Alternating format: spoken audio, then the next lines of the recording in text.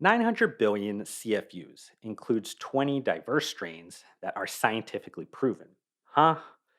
If I was just another mainstream consumer searching for the right probiotics, it would be, without a doubt, a super confusing shopping experience. And I see that as a major problem. So, is it time for a probiotics market reset?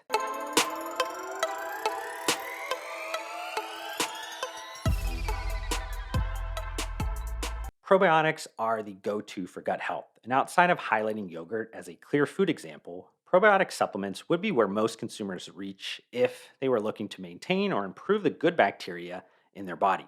But probiotic supplements can be costly, and their formulation varies widely.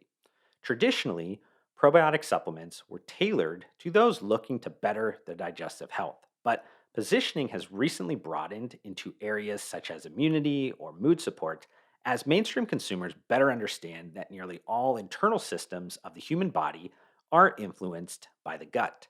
Moreover, incorporating these functional ingredients into snacks and beverages is driving further growth for the already multi-billion-dollar probiotics industry. I say all this because while consumers are certainly more aware than ever about gut health and probiotics are more commercially available than ever, could that perfect storm be creating unintended consequences? This was actually a topic of a recent conversation that I had with the Nutiani team, and they were kind enough to support this content creation exploration of my curiosity. But if you shopped for probiotics recently, two things probably stood out to you. The first is that decoding the names of probiotics feels like a mix of vocabulary you had to memorize but never did for the test in that science class you hated in high school, and then terminology from your favorite sci fi movies. Now, there are labeling guideline reasons for all that genus, species, and strains naming convention stuff for probiotics, but the knowledge gap it inevitably creates means that consumers focus on numerical measures. If a supplement has one probiotic, then a supplement with two or heck 20 probiotic strains must be better, right? But it's possible that some combinations of strains may not work well together. Or what is an even more common numerical measure is how supplement brand marketers emphasize colony forming unit, aka CFU count, on the bottle. Probiotic supplement brands have pushed CFU count as the major point of differentiation because it gives consumers an easy number that they can use to compare competing products. That makes sense on some levels, except for the fact that CFU count doesn't mean all that much on its own. It only tells a consumer what kind of numbers a probiotic supplement starts with, not how many bacteria make it to the gut alive. Comparison by CFU count also generates a business challenge for the supplement industry because of its commoditization effect. Just think about it this way: a probiotic supplement with huge CFU counts of some cheap generic strain shouldn't be priced at the same level as, say, the Nutiani HN001 strain with similar CFU counts. That's because the Nutiani HN001 strain has human clinical data that's recognized in numerous peer reviewed journals, proprietary manufacturing techniques that deliver high survival rates, non GMO project verification, and it has a well established history of use showing no adverse effects. The fact is that more isn't always better when we're talking probiotics.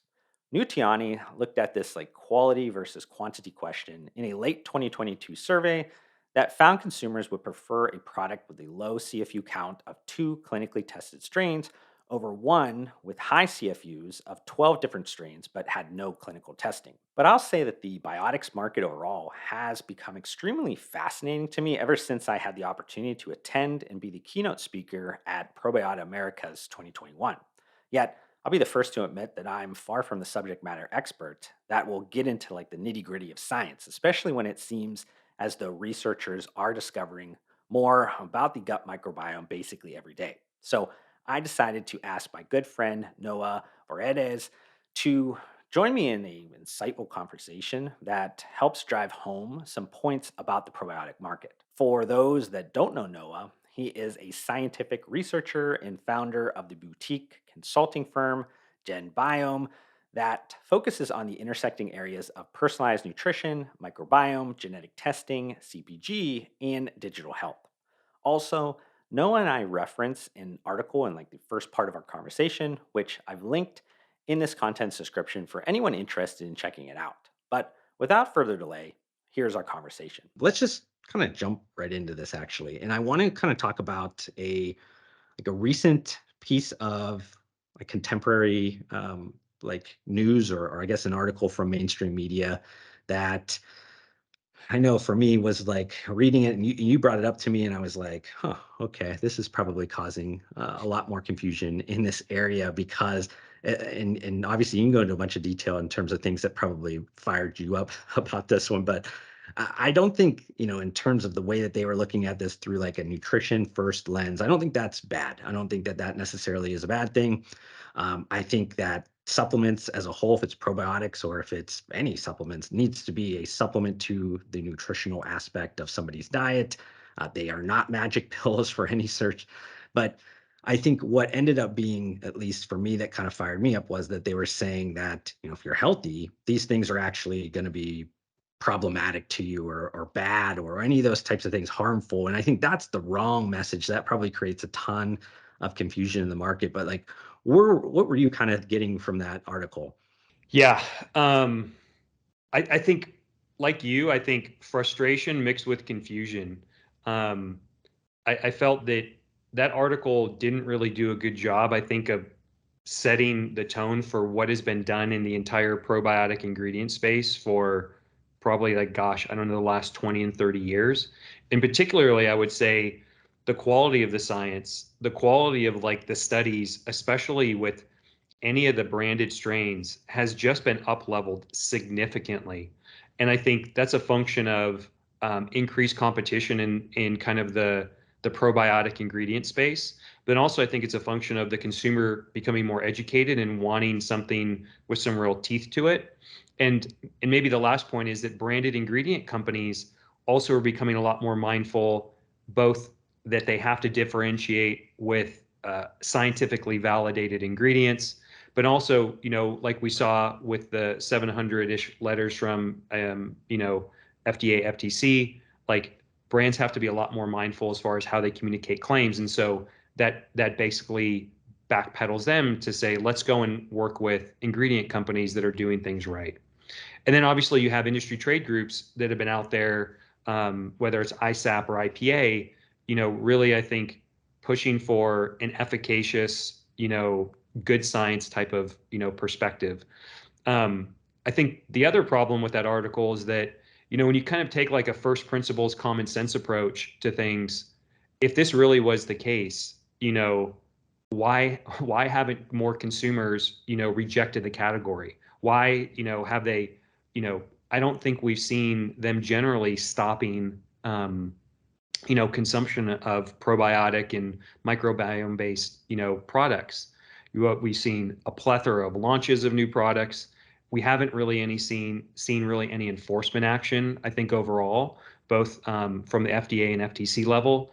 So unfortunately, I felt like it was more of a clickbait type of Yeah. piece, than anything.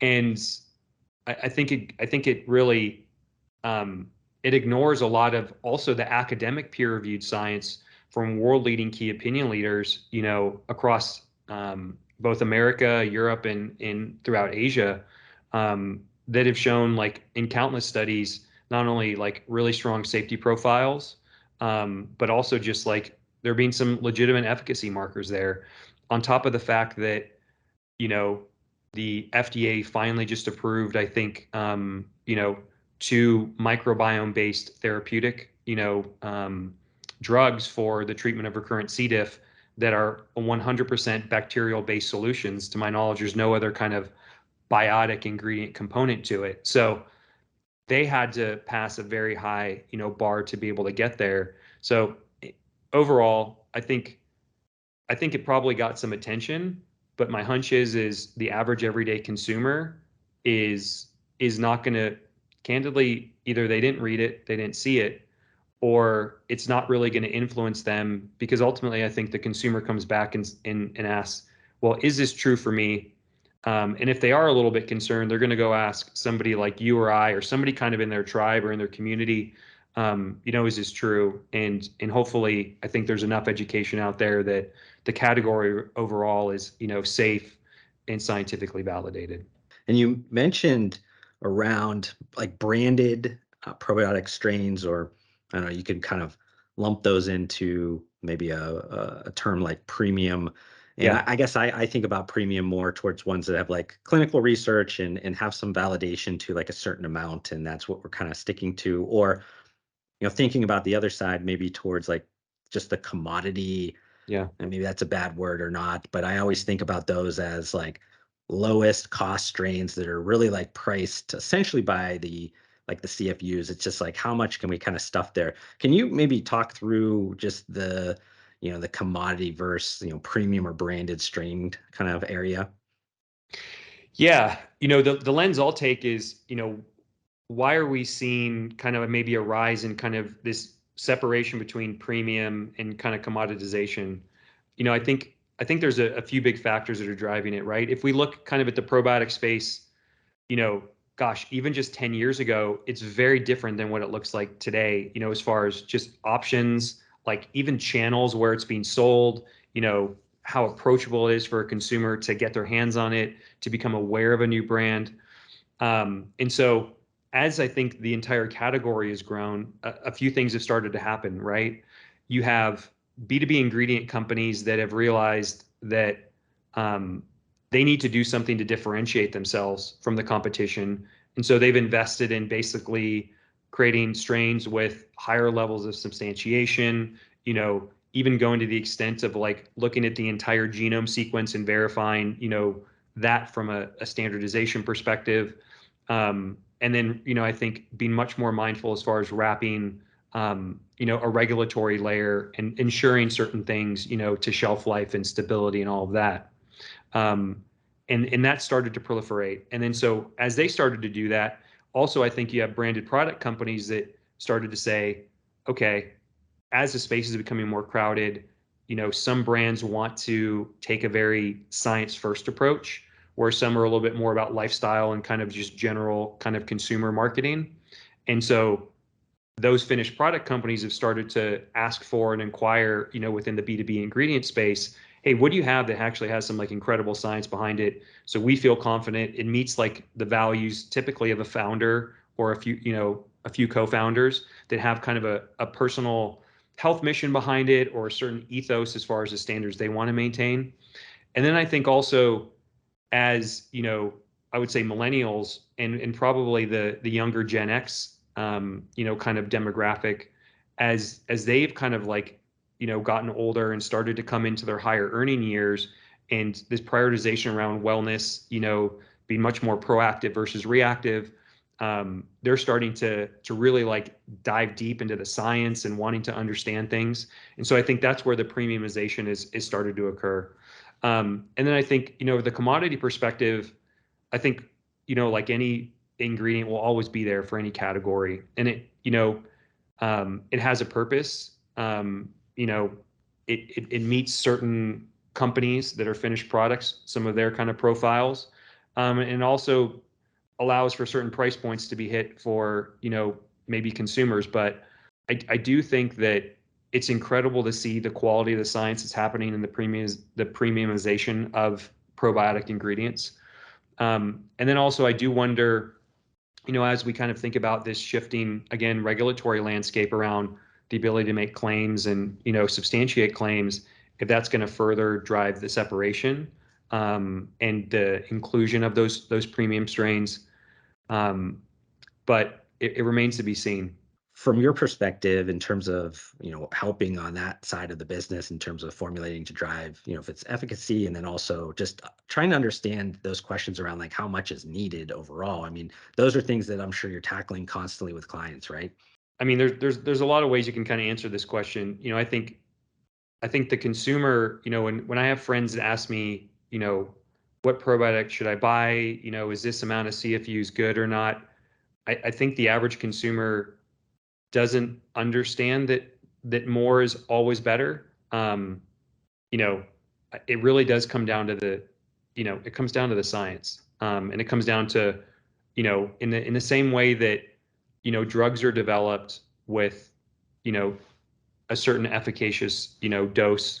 We know that there's certain efficacious amounts of, probiotics to get and substantiate probably a certain, functional health benefit. So you definitely, like in a retail environment or direct to consumer, you see a wide range of things. I can't speak to, why certain brands, take their own certain marketing perspective. But I do think that the general idea that more is better isn't necessarily one, I think, that's backed in by science and backed by, actual, human clinical trial evidence. And there are some companies that, have taken that stance of, as far as trying to educate the consumer, like, hey, you don't need to go to a trillion, you don't need to go into this huge, like, astronomical number to be able to have, a beneficial effect. You really got to look at the science and look at kind of, what that specific, species or strain has been studied for that specific condition. What's been the response, and at what level has a response occurred? And sometimes it's at levels that, don't require you to have like an outsized amount. And I think, again, that's the great thing about investing in the science, because you get to some of those answers, and hopefully some of that science can be then communicated to the consumer to reduce any confusion, which then further, kind of comes back to the first point that we were talking about, which is how is it perceived in the media, and how are, people that have, the voice and the reach to write about the probiotic space, so they can be educated as well, so they can write more informed articles that I think, generally help advance the space, as well as help advance consumers' understanding of, how they can best use probiotics to support their health. Now, I was remembering a few years ago, I spoke at Probiotic and was on a panel, and somebody had asked a question around just kind of, what could push the probiotic space forward. And it might have been, if I remember it correctly, it might have been like more holistically about just the biotic space in general. And what I kind of focused on, or what I was trying to question, was more from like the, I guess, the validation side from like a consumer, or maybe it's even personalization of a consumer, of like, I think some of these products that are general health and wellness products, there is a trust level that a consumer needs to be involved with the brand, or just the product categories as a whole, and saying, I'm going to take these for the next 20 years of my life. And Mm-hmm. are they actually doing something for me? And am I taking the right amount? And there's a lot of those kind of questions that come up. And I was kind of mentioning around both from the benefit standpoint, where it would be nice if there was, some type of, wearables, or some type of testing that you would know, I'm taking these things, and the markers that I'm looking to try to fix, they're improving. And then also, do I know that I'm taking the right stuff? And you probably know this stuff way more than me, but at the time I was really just answering it from a consumer standpoint, and saying, like, these are the things that for me I would love to have, because I do think there's a number of different categories across supplements that you're putting a lot of trust in, that they're supposed to work, but yet you're not really ever getting, unless you probably do very frequent blood panels or something like that, you're not necessarily knowing. And even within that, there's so many lifestyle factors and things going on that, like, it would be hard to isolate, is this what's actually helping or not? So is there any of that kind of stuff that, from your knowledge, that's like, I mean, I'm sure people are wrapping their heads around this, right? Yeah, so I think there's a few ways to tackle that, right? One is to invest the time and money and to do the human clinical studies, and you do it in a rigorous way, where there's, proper placebo arm, to be able to show a difference, from kind of like an intervention perspective.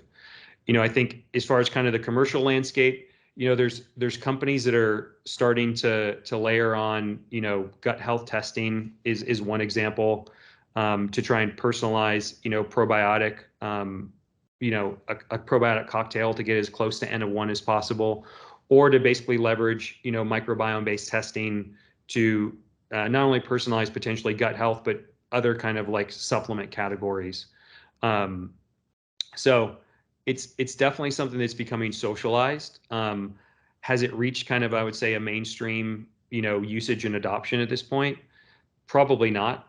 Given some of the data I've seen from a variety of like syndicated data sources, but it's definitely, I think, top of mind. And I think when you kind of think about the personalized supplement space, the probiotic ingredient, as people are going through and for the survey-based personalization supplement companies, one of the big questions they ask is, are you obviously trying to support and optimize your gut health?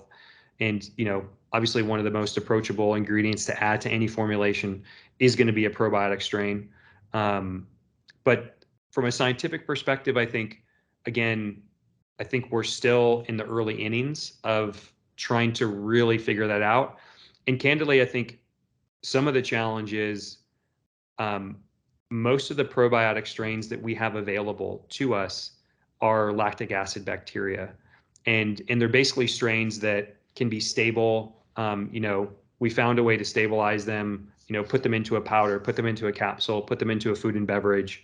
And even if you do a test, some of the strains that maybe would be identified that you need more of that could be supportive of a variety of kind of like health outcomes, we from an industry perspective, from a manufacturing perspective, haven't figured out a way to take this super novel strain, basically put it through a manufacturing process at scale that has like shelf life stability that kind of meets both kind of like commercial and consumer needs.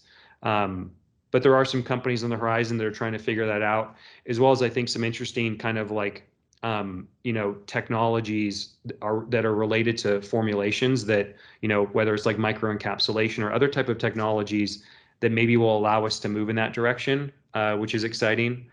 But I do think personalization is increasingly becoming top of mind with the consumer. I think the final piece as it relates to kind of personalization and probiotics is how much are people willing to pay? How much extra are they willing to pay? Because and how much extra time are they willing to invest? Like, and also how many people are willing to basically, essentially collect a stool sample at home? Yeah. So are there other biomarkers that are, either from like your saliva or your blood or your urine that could be used as proxies of that? I don't know. I think the other interesting thing, sorry about that.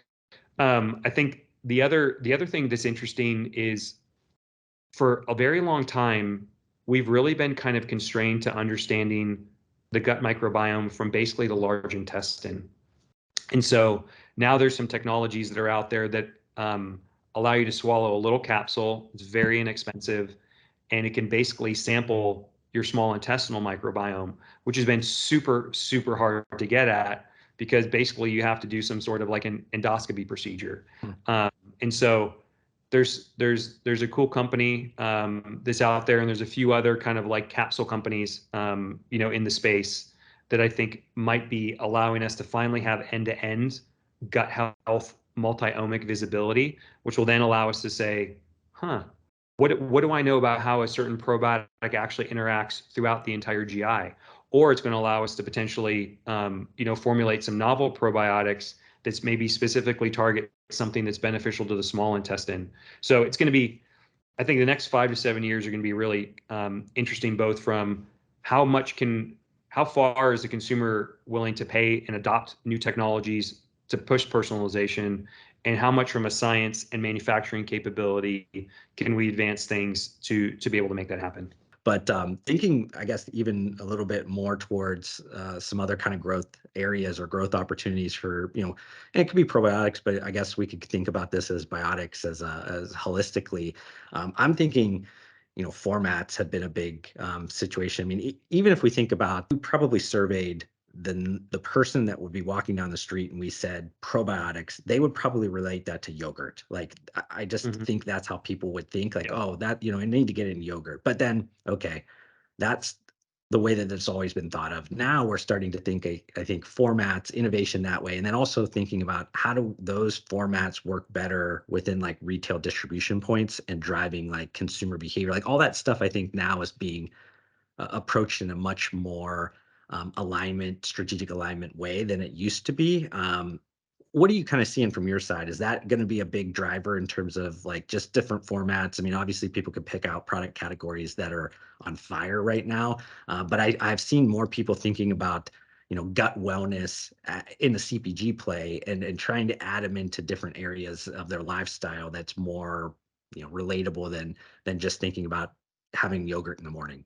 Yeah, it's a great question. I would actually argue that I think most consumers, probably up until again like 5, maybe even 3 years ago, when they thought about getting a probiotic in their as a part of their daily kind of like wellness regimen, I would say yogurt for sure, and I would say I think there'd be an argument to be made for in kind of a capsule supplement form as well. Um, but definitely within the last 2 years, you've seen both an explosion, I think, in the expansion of what I'll call biome or biotic ingredients, beyond just probiotics, obviously prebiotics, now postbiotics. Um, you've seen an explosion as far as like what I call the occasion diversity of being able to take a probiotic or a biome-based ingredient from just being basically pretty much siloed to from yogurt and kind of supplements to other food and bev categories, and that's due again to manufacturing and technology capabilities, and also I think you have different demographics of consumers wanting to build their wellness regimen around food and beverage a little bit more versus supplements per se. So I mean, definitely beverages is a huge example of a category. I mean, you're starting to see probiotics being put in a variety of food applications. From cookies to like the kind of the confection dessert space to a ton of beverages. Obviously, I mean, the digestive health beverage set was partially built on kind of this concept of getting your probiotics, in that format. But now you're starting to see it in a myriad of other kind of like functional beverage formats as well. And then obviously like energy bars and so the consumer is the growth of seeing a probiotic term on a label has like exploded, substantially. But again, when you look at the syndicated data, the stuff that I've seen shows that, if you kind of separate supplements from food and bev is leading a lot of that growth, and a lot of that growth is coming from a lot of like compound annual growth is coming from the beverage space. So I think what's going to be most interesting to watch, from a trend perspective, is what are people, what are the combinations that companies are going to start putting together, and what's going to resonate with the consumer? Is it going to be, the continuance and the advancement of like multi-strain probiotic products? Or is it going to be, adding a pro plus a pre, or a pro plus a post, or adding all three? I think the final thing to think about, as we try and figure out where things are going to go, is each format has almost their own, cost of goods structure, which has to be, I think, heavily considered. And so if that cost of goods structure is such that the margin structure is typically smaller, it's going to limit probably the amount of biome-based ingredients or and the amount of probiotic strains, or potentially even the amount of just one probiotic strain that they can, financially load into that product format. But I think from all the data I've seen, it's only going to be growing in food and bev. And obviously, I think overall the category is going to continue to be very strong, for the main reason that most consumers are not only associating gut health, like probiotics, with gut health, but they're also associating like the consumption of probiotics in supporting their gut also then supports other body systems. You're starting to see like gut brain access, gut liver access, gut muscle access, gut lung access, gut skin access. So there's a lot of there's a lot of like acceptance that, hey, if I take care of my gut, it's going to help me in a lot of other ways throughout my body. And I think that's going to be really interesting to watch, to see how far the consumer is going to be willing to essentially integrate multiple probiotic or biome-based products into their wellness regimen to support the other body systems. Yeah, it'll be interesting because I think at least a good majority is still thinking about it through maybe a problem, saying, I have Yeah. some, digestive health problem or something that I'm trying to solve. And that's where they're maybe getting a lot of their interest or that's going to be the reason they're sparking that decision to buy a product. But I think as things start to open up, this group of biotic ingredients, that type of thing, you start to look at this more from a improvement of certain things. You start to look at it in that way. It becomes something that isn't just problem solving. It's actually trying to optimize for certain things, which I think then gets us into so many different like commercial types of areas. And maybe those commercial areas allow for some of these price points and cost of good formulas to be a little bit higher because people, when they are past their basic kind of needs, they are willing to pay more for certain things. So maybe this pushes all of that a little bit forward because when you're just trying to solve a specific problem, you tend to probably do that in the least costly way. Sometimes you're just like, I need to fix this quickly and then kind of move on and I'll be okay. But I think this all kind of maybe goes together in some kind of lock and step kind of way over time that could improve the category as a whole. Yeah, I was just reading an article in beverage industry online, and there was an interesting stat that they put in there. It said, and I don't remember the source, but 68% of global consumers stated that they're interested in products that address digestive health, even when they're not experiencing concerns. And so there is definitely, I think there's definitely that mindset of proactivity. And when you think about, does somebody come into the probiotic category because of a specific, health like situation that's kind of an acute or something that's been kind of like lingering versus a consumer that is coming into it from a proactive perspective? I think the nice thing about the consumer that's coming into it with a problem is that if the probiotic solves the problem, you're going to keep them on.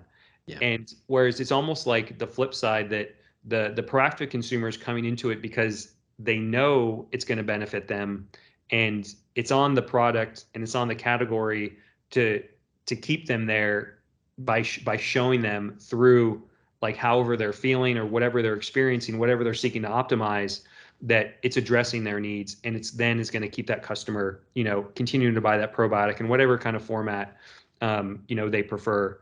So there's definitely, I think, that growing, desirability to optimize your gut health, even when there's not a problem, because again, we know that a good and healthy gut basically supports so many other parts of our body. I think the final piece related to food as medicine is, which I think would be a huge unlock, in general for kind of the microbiome based ingredient spaces, to somehow integrate those ingredients into food as medicine initiatives. Mm. And because that is increasingly becoming reimbursed as well, whether it's through medically tailored meals where maybe you put some probiotics or prebiotics or postbiotics in there, or through basically what they call medically tailored groceries. And so there's certain allocations by certain health plans that give a consumer a certain amount of stipend. They can go into a grocery store and basically buy certain things that are designated as healthy, and it doesn't hit their wallet personally. It comes out of kind of a special bucket. So I think some of the evolution of the food as medicine space is something to definitely watch, for probiotic in the broader microbiome ingredient space. I definitely enjoyed where your head went with that because that was Yep. instantly kind of where my head went as well. But I want to just overall just thank you, Noah, for your time, your insights. I thought this conversation was great. I know my audience is going to love it as well. So I just want to, show my appreciation for the time that you gave me. Uh, Equally super appreciative you had me. It's it's something that I've really enjoyed, and I've always enjoyed and followed your content. So to be able to sit down with you and be a part of it is a real honor. So thank you so much. But I just want to end with some quick final thoughts. As you've heard from our conversation, supplement brands looking to increase the efficacy and attractiveness of finished products containing probiotics need to lean into clinically researched strains and avoid getting caught in the price by CFU count commoditization trap. While consumers have become increasingly knowledgeable about probiotics' effect on digestive issues, it's that expansion in positioning that will require supplement brands to think about an integrated marketing approach that meets the consumer where they're at in a way that breaks down scientific findings into easy to understand nuggets of information. But I hope you enjoyed this YouTube video. If you did, consider hitting the like button to support me. Also, help me get to my new short term goal of 3,000 subscribers by hitting that subscribe button. I'd love to see you join me on this journey, but we need to fix the fact that basically 80% of you that are watching this YouTube video right now are not subscribed to my channel, and that makes me extremely sad. But I do want to thank you for tuning in, and I'll see you in the next one.